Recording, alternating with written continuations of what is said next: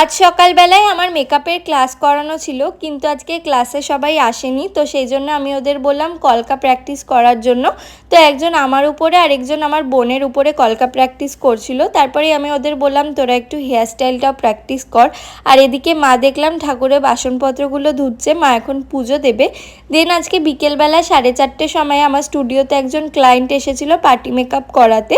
তো ইনি হচ্ছে আমার বোনের টিচার, উনি আজকে একটা অন্নপ্রাশন বাড়িতে যাবে, তো সেই জন্য আমার থেকে একটা সিম্পল পার্টি মেকআপ লুক চেয়েছিল।